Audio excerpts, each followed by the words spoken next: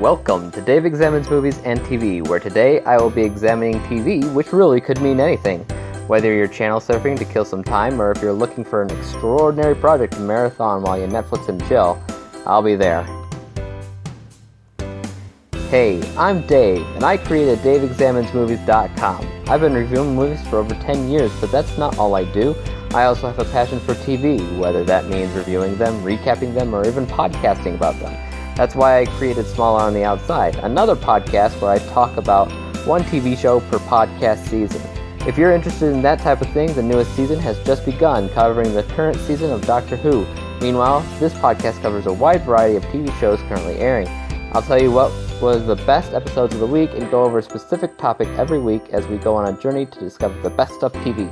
Today, it's Wife's Choice Week, and I'll go on a journey with Hilary, my wife, to examine the TV shows that, for whatever reason, inspired her in life. Inspiring, entertaining, lesser known. Maybe it was tear-jerking. I'll also chime in on the shows that I've seen as well and what I thought about them. This is Dave Examines Movies and TV.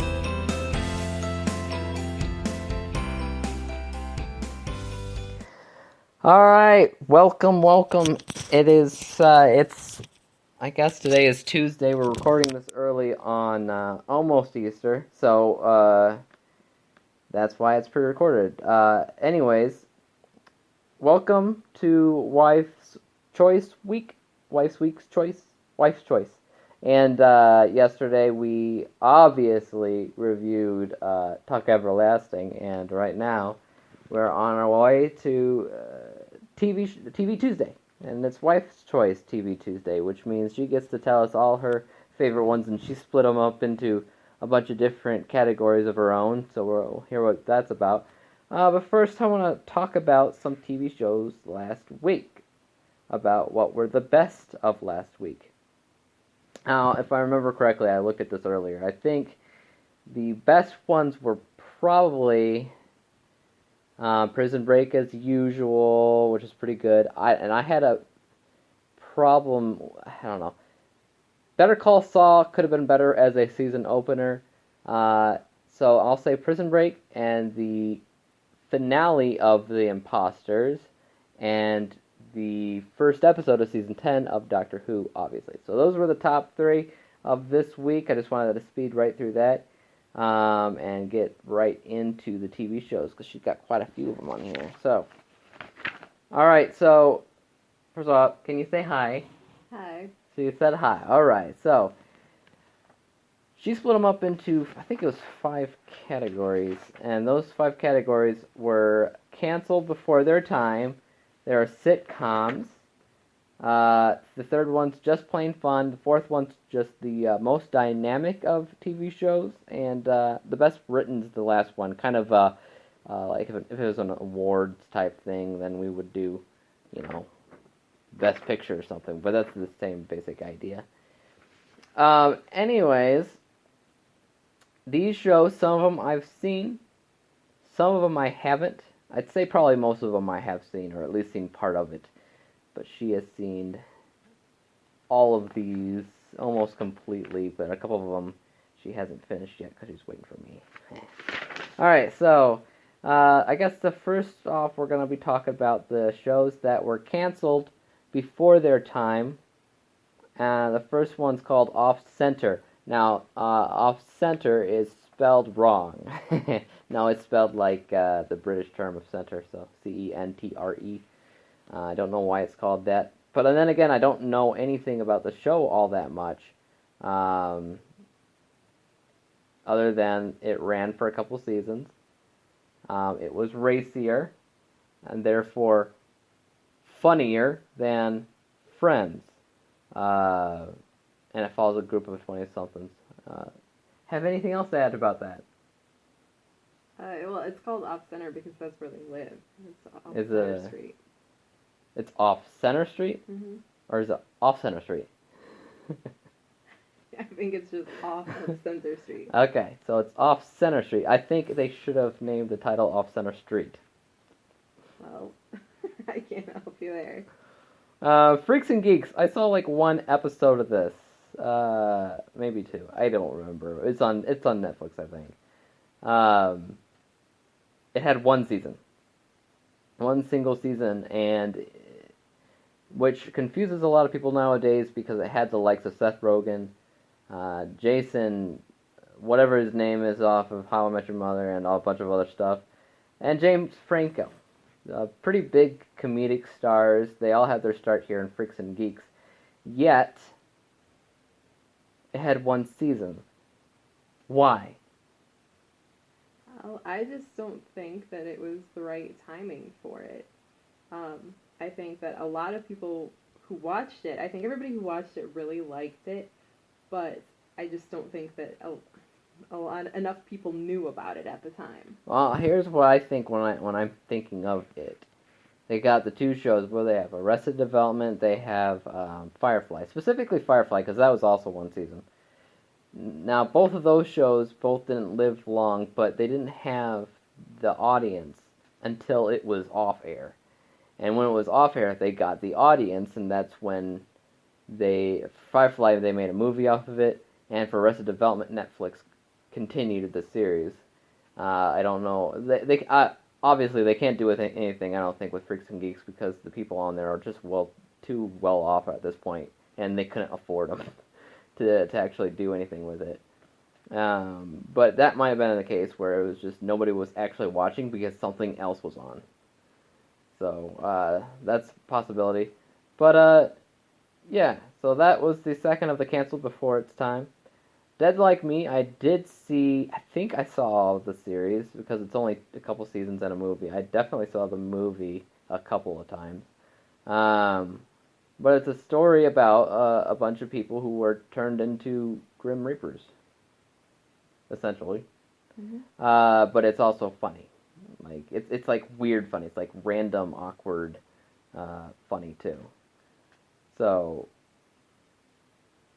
and it's unique, I guess. What would you say? Oh, I mean, it was definitely unique. I think it's probably dark humor. Dark humor is probably the best. Surprising that you liked it. I am really iffy with dark humor stuff. Basically, the main reason why is because a lot of stuff that has dark humor ends on a bad note, and it's like, why did I watch this at all to begin with? A lot of them do end like that, but I think this one started off like that, and because she gets killed right off the bat. So I think there's a level there that kind of is constant. So on one end, I'm not a big fan of dark humor. On the other end, if you do it right, then I don't care. It's fine. Well, I feel like they could have gone a long ways after when they ended too. I think there was a lot more to the story that they could have explored. Well, yeah, that's because it's unique. It obviously has things that it could go to, but you know, you never know what's going to happen. Sometimes they release information of what they were going to do if they were allowed to keep going, but sometimes you don't, and it's a mystery forever. Next on the list is Dark Angel, another one that I have never seen. I know it has Jessica Alba, and that's all I really knew it had, but it also has Jensen Ackles too. A couple seasons. It was created by James Cameron apparently, and it was like is it superhero? It's not really superhero. It's more like genetically modified. Okay. Yeah, it's kind of like superhero, but more like Bionic Woman, or something like that. I saw that about too. But it was also very dark in tone, and if you're talking about bionic people, it's almost like superpowers. And back when this came out, people weren't so thrilled about dark superheroes. They just came off of the Spider-Man trilogy, the Superman, the Bright and Superman, and then Batman stopped being dark, and he started being goofy and everything in his most recent roles at that point in time. So nothing was really dark, and then all of a sudden you had Birds of Prey, and you had the Daredevil movie, which were all dark and were all not well received. So I feel like that's part of it. It was not only canceled before its time, but it was not aired during the time it should have aired. Well, if that exact show came out today, I mean, the special effects might be a little bit dated, but other than that, it would be a popular show today. Mm-hmm. Yeah, Birds of Prey was not popular, but me and Andy have seen it a couple times, and it's good. But yeah, I've never seen Dark Angel, so at some point I'll have to check that out. Last, the best. Are you saying this is the best canceled before its time? Mm-hmm. Okay, so the best canceled before its time show, Hilary chose October Road, another show I have not seen nor really even heard about. Um, but it ran for a couple seasons. Um, some kind of mysteries going on. A writer comes home to his hometown, but he wrote books based on the people in the neighborhood. And there's something about a kid. I don't know. Why don't you take over? Well, his longtime girlfriend has a kid who is basically the perfect age for how many years he's been gone. I don't remember the exact age, if he's like 7 and he's been gone for like 7 or 8 years. But it would make a lot of sense if, that kid was his. Well, and that's kind of like where it starts off. He doesn't intend to stick around the town necessarily, but when he discovers that this kid could potentially be his, even though she says, it's not, he feels the need to stick around and kind of explore his life again there. Okay, well, why is that the best canceled before its time out of all the rest? Well, I think it was really well acted. It was beautifully shot. I mean, I remember watching some of those scenes and just thinking, wow, visuals? this is a really beautiful show. Yeah. Okay. And plus, I really liked all of the actors in it. You know, one of my favorite canceled before their time shows? One was called Journeyman. That had like one season. About this guy who had no control over himself, and he would teleport to other places, like maybe in other times. I think it was he would teleport to other time, and he'd have to save something or do something, and he would have absolutely no idea what that was supposed to be. And then another one was Awake. Yeah, I forgot about that one. You didn't add that one, but that one's a good one. That one I really hated the fact that they canceled, because it's like, we're not done here at all. There's so much to keep going, and it was just done. It was just done at that point. I think that was actually one that came out with a description of what would happen after. Well, I mean, with October Road, that was also the case. When it was canceled, you were still in the middle of this mystery and everything. And when they released the DVD, they did film a very short little snippet with all the characters coming back and kind of answering a lot of those questions that you had. Kind of like what they're gonna be doing with the Love Actually, with the red nose thing. Mm-hmm. Red nose reindeer. All right. But those were the canceled before their times in a list of the top 5. So Off Center, Freaks and Geeks, Dad Like Me, Dark Angel, and October Road. Next up on the top 5 list here of TV shows, we have sitcoms. So these are sitcoms from, I guess, other 30-minute shows, you said. They're not all sitcoms, are they? I don't know. Nope, they're all sitcoms. They're all sitcoms? Because Yeah. I don't know. We just watched, together, we just watched the first episode of Weeds, which is the first one on here. You have seen all of them. Mm-hmm. And I was just seeing how it worked. I didn't see it how it was really a sitcom. Well, it's still kind of like a half-hour kind of a comedy. Yeah.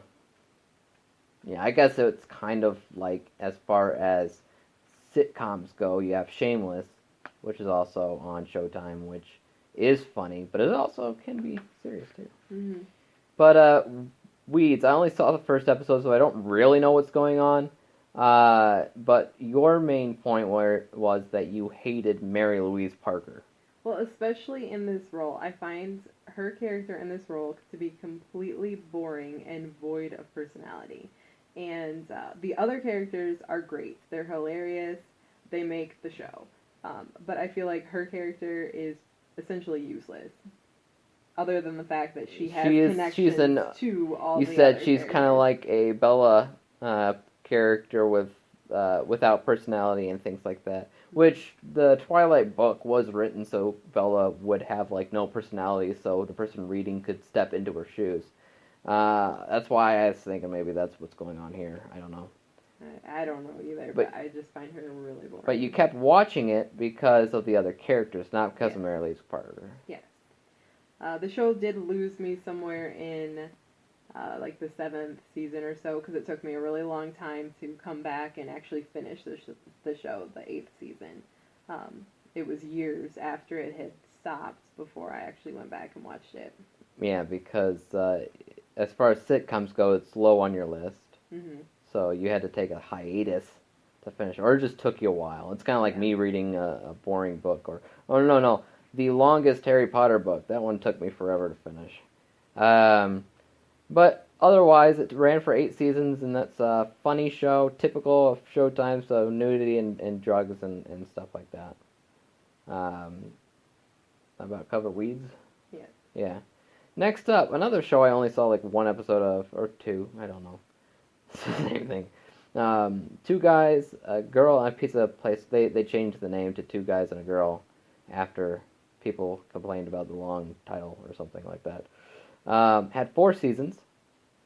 I don't care much for it, but I do like the actors that are in it, like Ryan Reynolds and Traylor Howard, who was probably more noticed, recognized in Monk. But it's a basic sitcom, like Friends. There's 3 friends that basically stay friends after college. Why is it one of your top 5 sitcoms? Well, I just thought it was really funny. I mean, the dynamics between the characters are pretty great, and it just has a lot of really funny moments. And it was probably the first time I saw Ryan Reynolds in anything, and I really liked him. Okay. Yeah.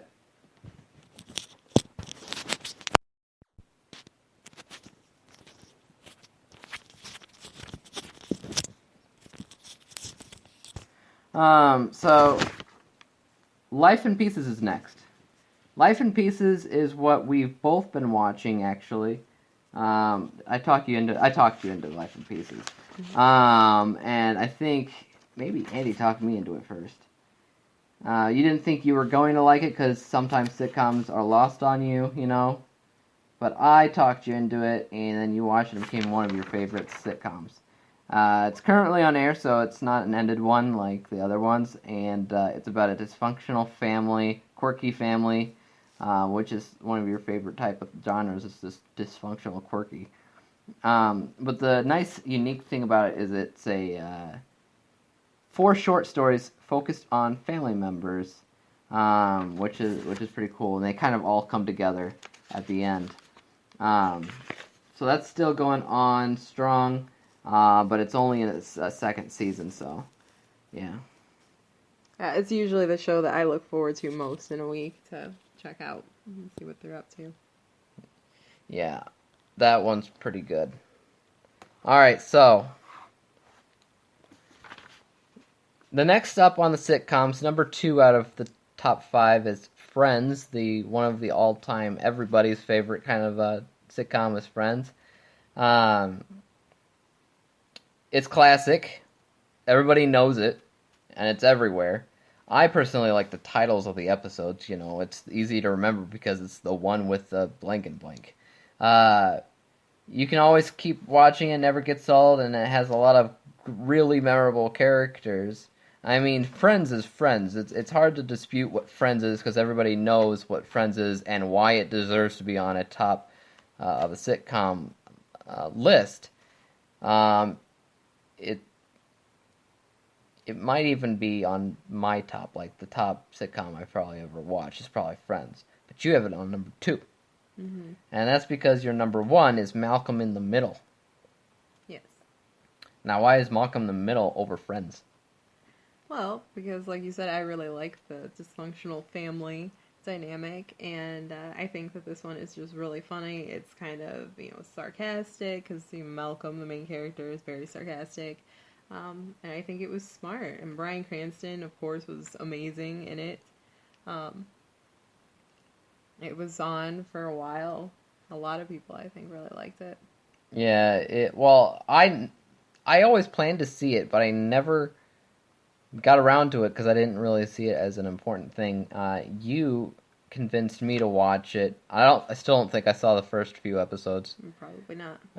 But I watched everything after that because it is good. It's kind of ridiculous good, but I don't think I'd consider it better than Friends personally. I mean, I'd like it. It's almost apples and oranges actually. I mean, they're different kind of sitcoms. Mm-hmm. Um, my top two would probably have to be a How I Met Your Mother in there somewhere. I like How I Met Your Mother Yeah, I very really much. don't like It's that one. you can't say any of these sitcoms. Maybe Weeds. I don't know too much about Weeds, but you can't say anything about these sitcoms that says it has an overall arc. And How I Met Your Mother had one, and that was something unique for a sitcom. So that's why I had to watch it. I had to know the answer of the title of the show, How He Met the Mother. I had to know it. So I kept watching, and it was funny, and it had a lot of goofiness in it too. So, and it was so much that they almost had a spinoff called How I Met Your uh, Dad, and then that got canceled. But I think they're in talks about it again, and then they just changed the title to How I Met Your Father, so it sounded more like How I Met Your Mother, Mm-hmm. just on the female's perspective. So those were your top five for sitcoms. Next up is an interesting category called just plain fun. Just shows that don't need to watch if you don't want to. I guess it's just fun to watch them. Have a good time watching. Pull out the popcorn and pop a squat and just watch the shows. So the number five on the top five is Brotherly Love. I don't even know what this is. I don't think I've ever seen it. But it has the Lawrence brothers playing half brothers, and it's on the Disney Channel, which you watched as a kid. But what's it about? Well, it's basically about the three brothers. Two of them have the same mom, and one of them was before the father had met the mom. He had another son, and that's of course Joey Lawrence. That's the oldest kid, and the father has. I don't remember if he just left or if he died, but either way, they needed some help, and so the Joey Lawrence character, he goes and he kind of moves in with them and kind of gets to know them and just helps out with the family dynamic. Yeah. Okay. And it had 2 seasons. You think of it fondly, and you wish it was easier to find today. Well, yeah, it was one of those shows that I used to watch religiously as a kid on the Disney Channel, and you cannot find it. Now that's it's similar, and it's starting to be pretty clear of what kind of TV shows and movies you like are the ones that you can't find, the ones that are like kind of a search and find kind of thing where it's a challenge to find them, which is cool because you don't follow the sheep, the sheep. Though it's not bad to follow the sheep. You could just enjoy both if you want to. I can enjoy both. But yeah, I have one personally that's hard to find. Okay, I have one that I consider just plain fun. That's hard to find as well. Okay. Okay. It's not just you. I just don't have as much as you. That's all right though. All right, so next up is Banshee. That's a show that we're both watching too, but we're way behind on. This is one that we haven't finished, or you haven't finished. This is actually probably the one that you're probably most behind on out of the whole bunch of shows, but it's still on there for the top five of just plain fun. It's not your typical just plain fun. No, it's very violent, but it's the kind of action and violence that you're just like, all right, we're just gonna sit down, we're gonna have a good time, we're gonna watch this. Hilary likes violent things. I do. Yeah, she likes zombies and violent video games and. The more blood and guts, the better. It's all good. As long as it's fictional and not happening in real life, because if that was no. happening, we're running out of town and we're never coming back. Alright, so, yes, it's a very violent show. I like to call it a man's man show because there's a lot of violence, a lot of women in sexual light and car chases and stuff. But it's Hilary's show. She convinced me to watch it. I'm like, okay, alright. It's like another thing where with the movies that you selected to watch, like, none of those are like rom-coms or like girly movies and stuff. And here we have Banshee where we're like decapitating people and like putting freaking shot glasses through people's eyes and stuff. It's fun. It's a good time. It is one of the most violent shows, and I've seen Game of Thrones. All right, so next up on the Just Plain Fun, we're going straight from dark and freaking violent to light humor and just just plain fun. That would be Ally McBeal, which is all on Netflix as well. There was 5 seasons of that, and it crossed the threshold from the 90s to the 2000s. It's definitely with that quirkiness of the comedies that you like. I wouldn't say dysfunctional though. Maybe She's a little bit, a little She's bit. a little bit. Mishmash of it has a mishmash of real things that's going on, but completely nutso stuff at the same time. Well, the nutso stuff is kind of in her head. Like you actually get you can see her imagination and kind of what she's envisioning when she's talking to certain people or there's certain scenarios going on. Yes.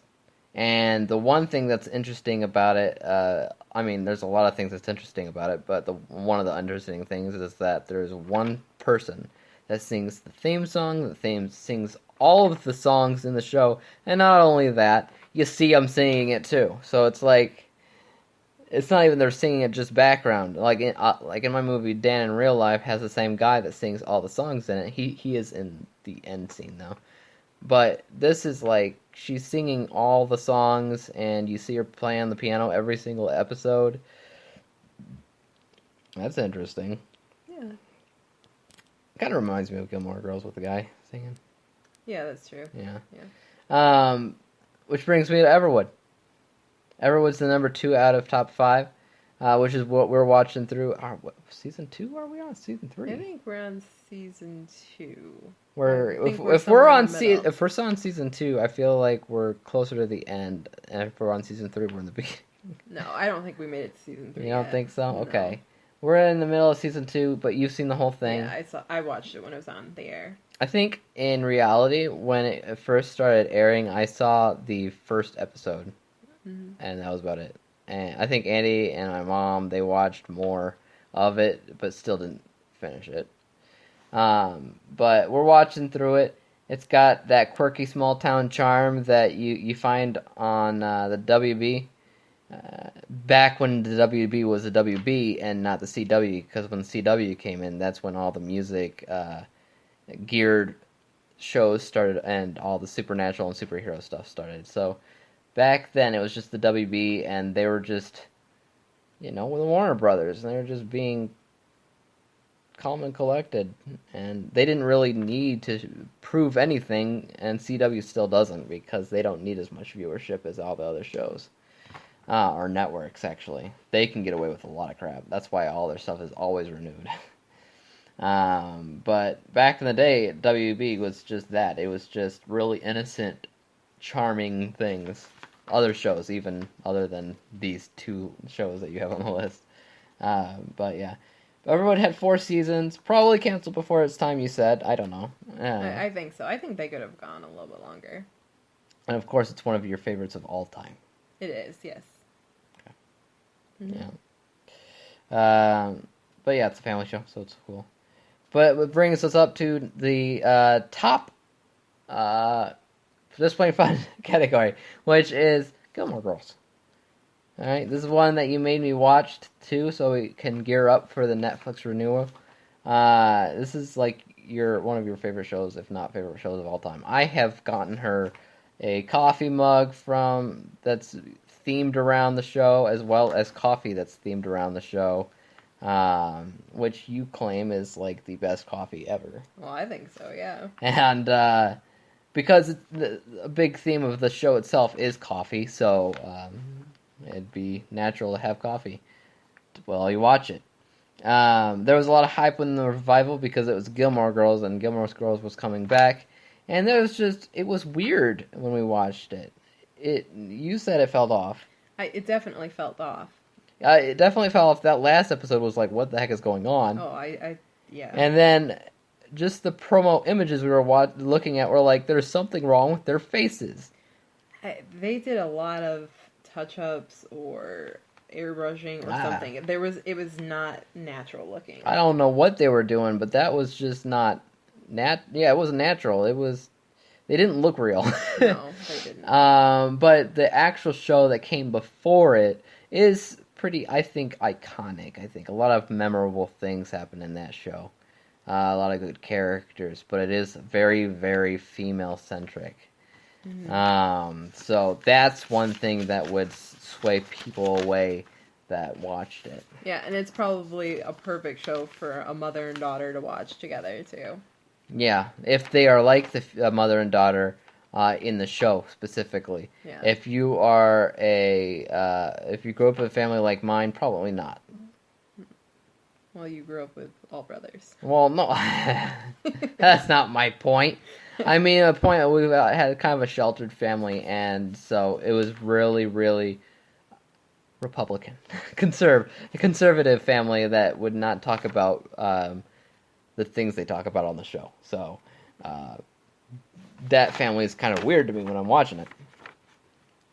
That brings us to the next category of most dynamic. So this, what would you categorize this as most dynamic for the category? What would that category mean? Just all around? Yeah, just all around. You know, the acting, the direction, just how interesting it is, the fact that it probably covers a large array of topics. Yeah, okay.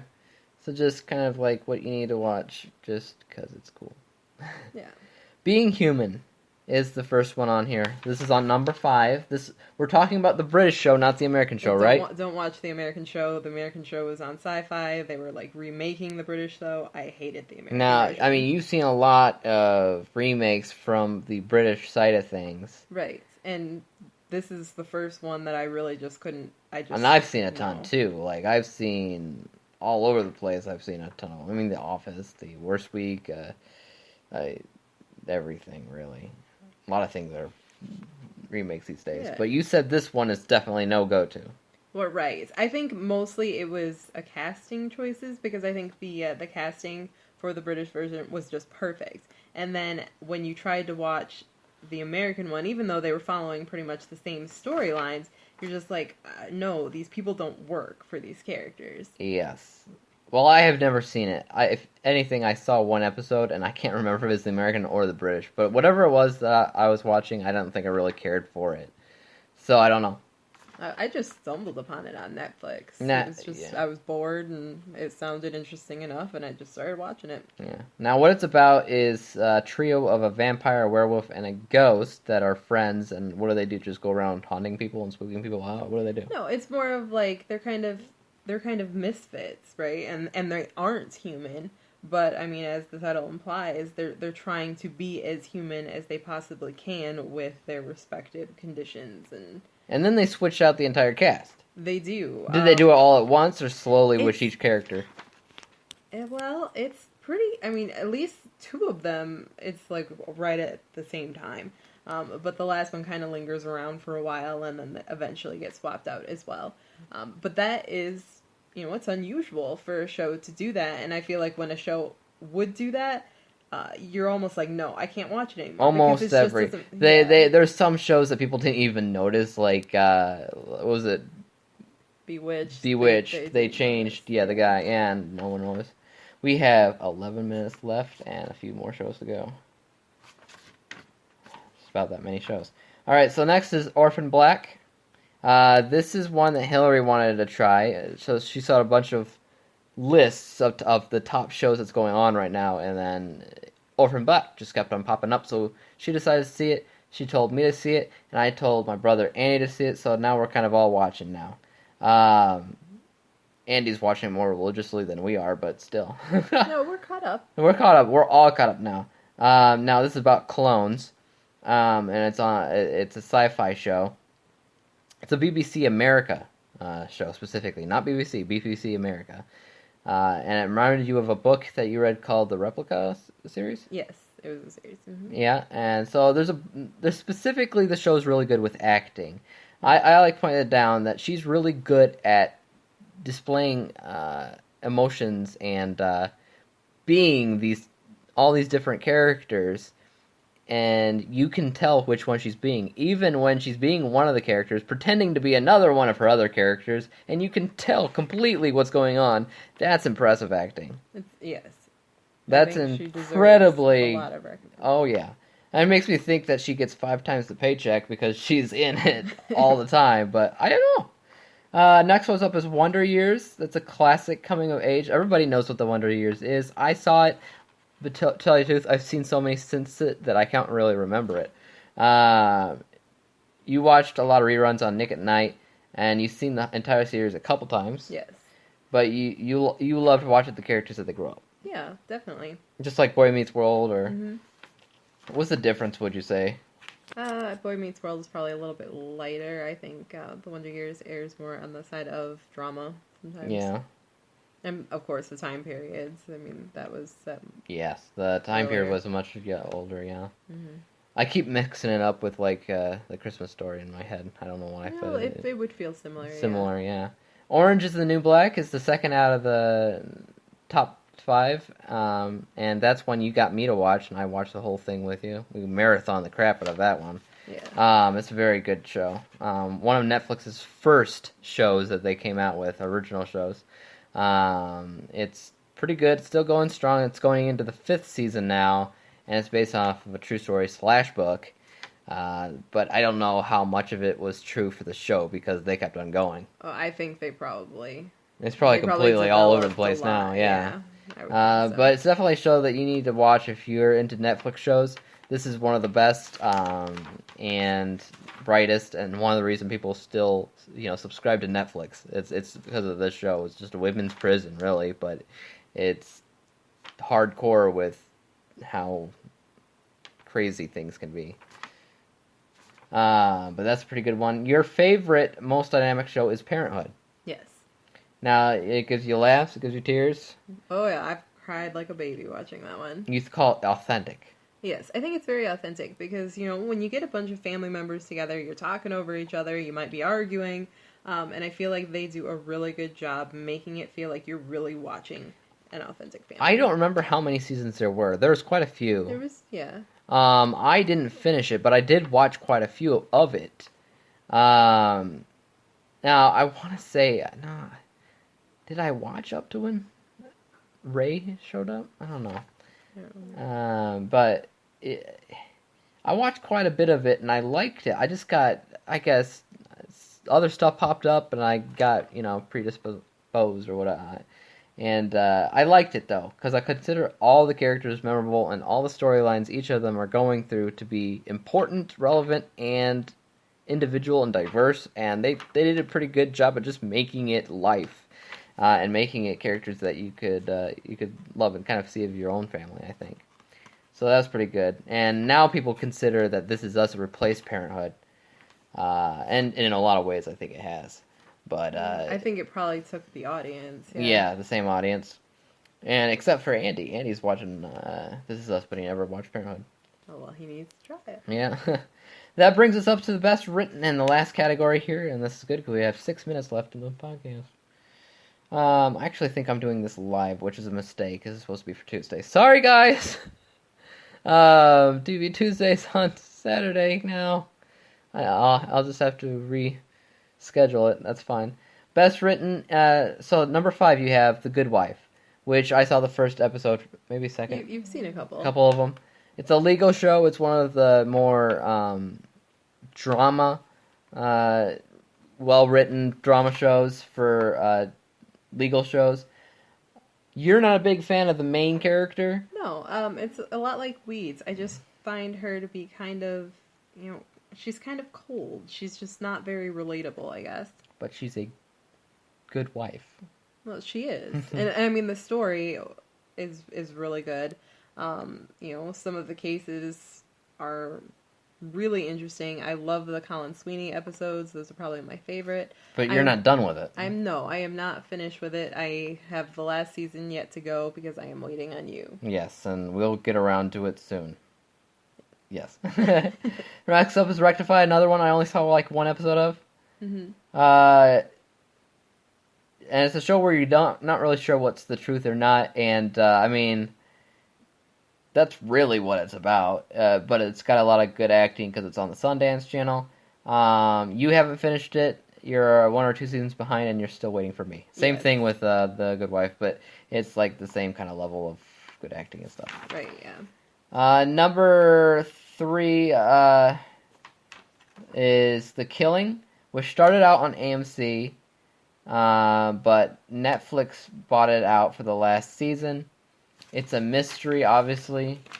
It's kind of like a murder mystery, obviously called The Killing. Mm-hmm. You don't like any of the actors. No, I don't. And it's really difficult for me when I don't like the actors to actually keep watching a show or to even be interested in watching it. But I feel like this show, it doesn't matter that I don't like the actors. I can still watch it. I still think it's really amazing. It's the mystery. I mean, the first mystery is just really interesting. Okay. Well, I'll take your word for it. I saw like one episode of that too. Yeah. 2, maybe. That brings us up to the top 2 of this category. First off is The Walking Dead. Once again, Hilary likes zombies. Mm-hmm. So violence and zombies and everything, but it's also a character-driven show. Yes. And it's going strong. A lot of people could, argue with that because of the last season. But I love this last season personally. I liked it a lot. Because there's no mercy for the heroes. They'll come off without a batting an eyelash. Well, I mean, it's the end of the world. There's zombies everywhere. People are gonna die. Yeah, people are gonna die. It's just... This is one of my favorite shows. I remember watching that first episode when they were streaming it for free. And I was living in Indianapolis at that time, and I was like, Andy, you gotta check it out. And he's like, I don't like that kind of stuff. I don't like zombies and horror stuff. I'm like, watch it. And he watched it. I guess that's the kind of the way I have to tell him for Breaking Bad. Which is the next one, which is the probably best technical show that has ever been written and made and everything. I agree with that. You agree with that. Once again, Bryan Cranston for one of the top shows. Amazing. Completely different role than what he had in Malcolm. Completely different role from Malcolm. But I consider this probably his best role that he's ever done personally as well. It's hard to see him go from this role and just go back to like comedies and stuff. You're like, oh man, you were just great in Breaking Bad, and now you're back to like. But he's great in comedy too. I mean, I think he is, but he's not as good as Bryan Cranston is in this show. Not many people are.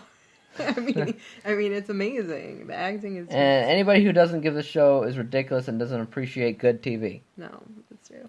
And it quit when it was strong because it just kept on going and going and going and going until it was like just at the peak of greatness and it just stopped.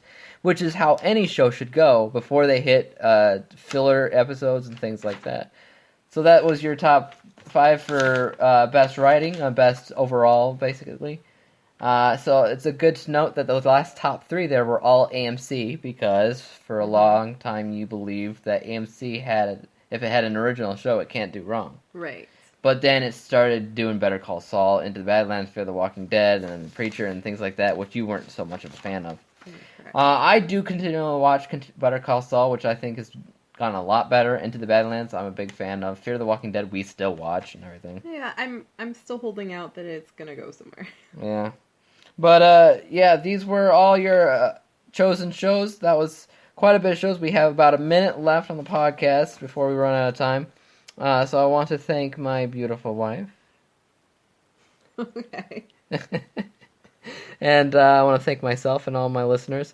You can tweet me, IAMDWG. You can email me at dave@davidsimmonsmovies.com if you have any questions, concerns, or suggestions of movies I should watch or anything like that. But other than that, you can find me everywhere where podcasts are found, and since I don't have any time left, I can't really divulge into where those are. But thanks for stopping by. We hope to see you guys tomorrow when I review... I don't even know. Antitrust? Antitrust. Antitrust is tomorrow's review. Or Wednesdays.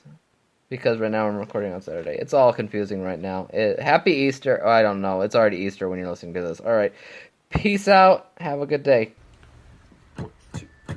Dave examines movies we just watch for fun. Davey is the expert. He is the #1 critic that I go to when I need a movie pick. Thanks for joining. up with us. We think you're pretty